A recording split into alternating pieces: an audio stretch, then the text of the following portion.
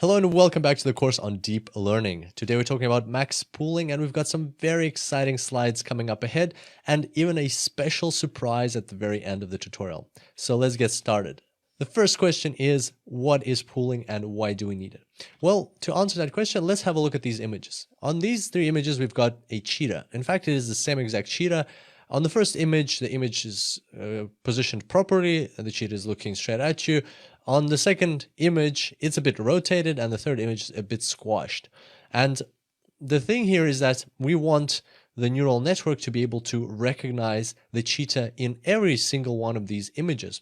In fact, this is just one cheetah. What if we have lots of different cheetahs? Here's a cheetah, here's a cheetah, here's another cheetah, here's a cheetah, here's a cheetah, and here's a cheetah. And we want the neural network to recognize all of these cheetahs as cheetahs. And how can it do that if they're all looking in different directions? They're all in different parts of the image. They're like their faces are positioned in different parts of the image. Somebody's on the right hand side, somebody's in the left corner, somebody's in the middle. They're all a bit different. The texture is a little bit different. The lighting is a bit different. There's lots of little differences. And so if the neural network looks for exactly a certain feature, for instance, a distinctive feature of the cheetah is the tears that are on its face going from the eyes, or the shadows that look like tears, the texture, the pattern that is going from its eyes down its on the sides of its nose that looks like tears, that's a distinctive feature of the cheetah. But if it's looking for that feature which it learned from certain cheetahs in an exact location or an exact shape or form or texture, it will never find these other cheetahs.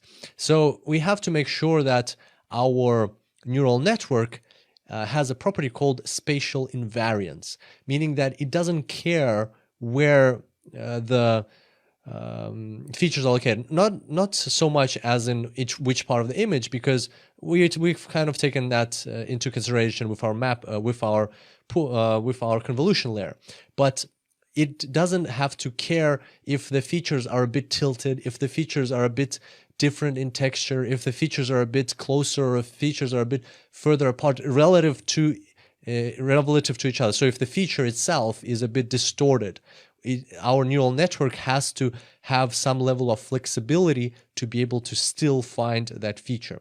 And that is what pooling is all about. So let's have a look at how pooling works. Here's our feature map. So we've already done our convolution and we've completed that part, and now we're working with the convolution layer. Now we're going to apply pooling. So how does it work? We're going to be applying max pooling. There's several different types of pooling you can apply. There's mean pooling, max pooling, sum pooling, and we'll comment on those towards the end of this tutorial. But for now, we're just applying max pooling. So we take a box of 2 by 2 pixels like that. And again, it doesn't have to be 2 by 2. You can choose any size of box. And again, we'll comment on that towards the end of the tutorial. And you place it in the top left-hand corner. And you find the maximum value in that box. And then you record only that value. And you disregard the other 3. So in your box, you have 4 values. You just disregard 3. You only keep 1, the maximum, which is 1 in this case. Then you move your box to the right by a stride. You select the stride once again. So here we've selected a stride of 2.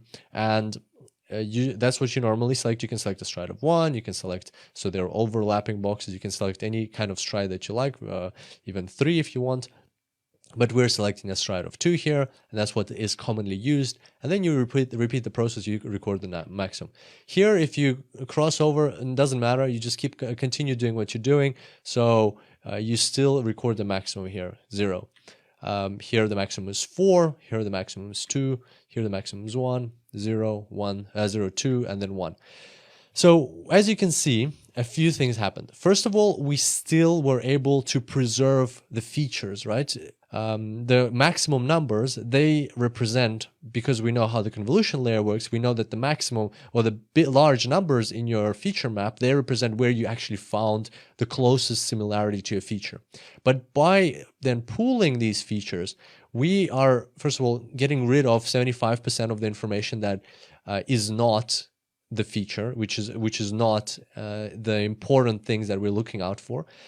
Because we're disregarding 3 pixels out of 4. So we're only keeping 25%. And then also, because we are taking the maximum of the pixels that we, or the values that we have. We are therefore accounting for any distortion. So for instance, two images in which, for the example, the cheetah's tears on the eyes are, in one image they're a bit to the left, or a bit rotated to the left, and in the other one they're a bit, and they're how they're supposed to be, or how we, like if we take one as the basis and then the other one they're a bit rotated to the left, the pooled feature will be exactly the same. So you can see here, if we are talking about the cheetah's tears, then let's say this is the 4 and this is where it was here. Then if it was a bit rotated, so for instance the 4 ended up over here, then when we're doing the pooling, we're still going to get the same pooled feature map. And that's kind of the principle behind it. It's a very rough explanation, again, intuitive explanation, but that's the point of pooling, that we're still being able to preserve the features and moreover account for their possible spatial or textural or other kind of distortions.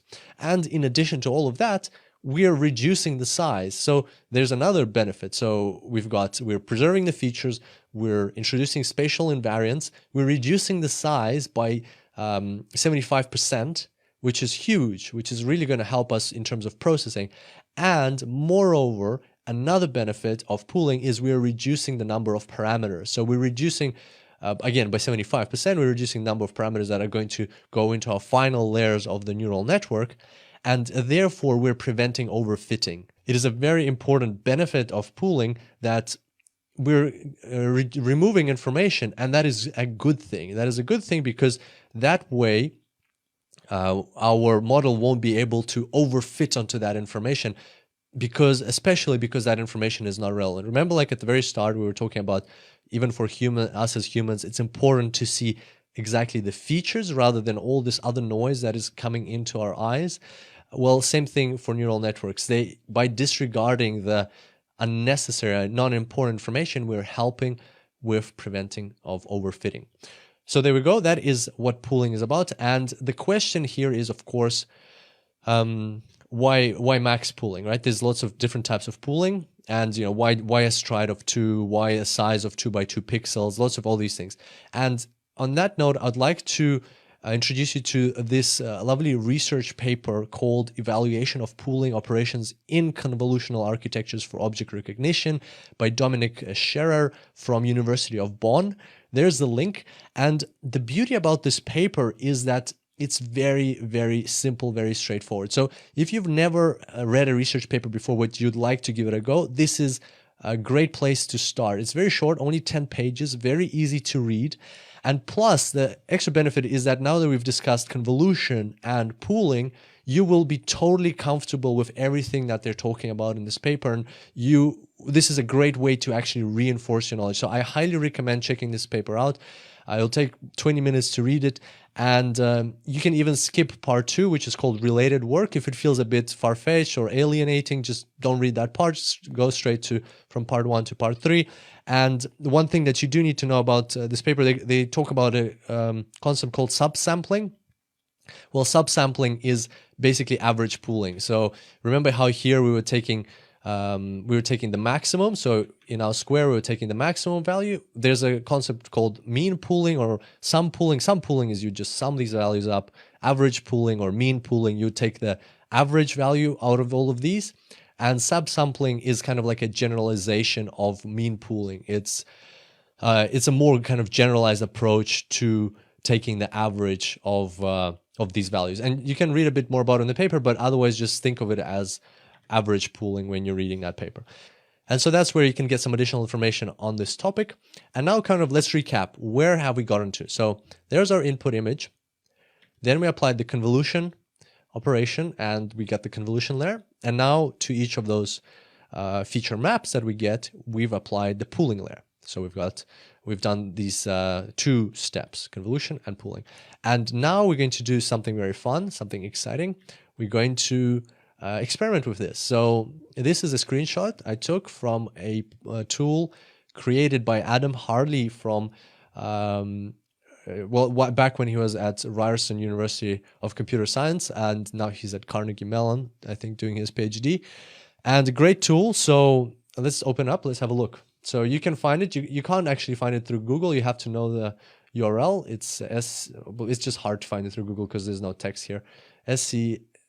Well, just this URL, scs.ryerson.ca, and then this stuff on the end.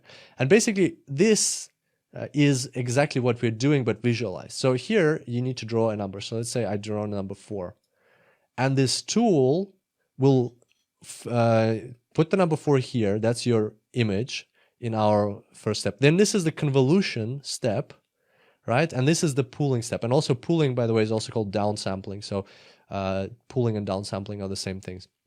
So you can see it's applied convolution, then it's applied pooling, and you can see how it exactly works. So you can see what kind of convolutions it has applied, or what kind of filters it applied, what they look like. You can see what features it's looking out for. And then it's applying pooling, so it's reducing the size. And you can see here that this is important, right? So you can see that this is the convolved image, and this is the pooled image, and you can still see the same features. It's just less information, but same features, right? The features are preserved. That's the important part. And moreover, if our 4 was a bit to the kind of like rotated a bit to the side, it would still be able to pick up very similar pooled layers. And then after that, it's got more layers. We haven't talked about that yet. So then it's got another convolution layer here, which we actually won't have. And then it has another pooled layer, but it's basically just repeating that same process. And then after that, this is what we're going to be talking further down in the course. It's got the fully connected layers and so on. But you can definitely play around with that. So if I delete that, if I draw a 7, you'll see that it actually tells you the guesses. It guesses that this is a 7, and the second guess, the second likelihood is a 3. So you can draw it some challenging things and see if it can pick them up. So let's say if I draw something that looks like a 0, but it's not a finished 0, will it pick it up? No, this time didn't pick it up. It looks like a 9 to the image. What if I kind of like finish it like that?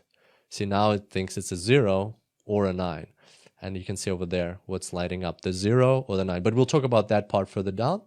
Let's do one more. Let's say like 8. I think 8s are pretty hard for this. No, picked up an 8. So you can see that goes into an 8. And then like after that, it stops being recognizable. It stops making sense to us humans, right? These features that it's working with. But at the same time, it is correctly recognizing that it's an 8. Yeah, so definitely play around with that. You can draw a smiley face, see what happens then. Looks like a 3 to this tool, because the tool is obviously trained up only on digits from 0 to 9. So it has to recognize something there out of those, and it recognizes a 3. It's like in life when you see something like a type of fruit that you've never seen before, like a custard apple or something, and you think that it's a pear, because you've never actually seen one before. You don't know what to classify it as. Same thing here. So it hasn't actually trained on smiley faces, and that's why it thinks it's a tree. It's a 3. So there you go. It's a very powerful tool. It'll be helpful for you to play around with it. Actually, when you put your mouse over a pixel, it shows you where the feature detector was to pick up that pixel. So you can see where this pixel is coming from, and also, so you can see how the filter was kind of like going through the image, exactly how we talked about in the course. And here you can see the pooling. You can see that the pooling is done with a little square size of 2 by 2, and you can see that it's a stride of 2 as well, just as we discussed in today's tutorial. So there you go. Have a play around with that, and I hope you enjoyed today's session. I look forward to seeing you next time, and until then, enjoy deep learning.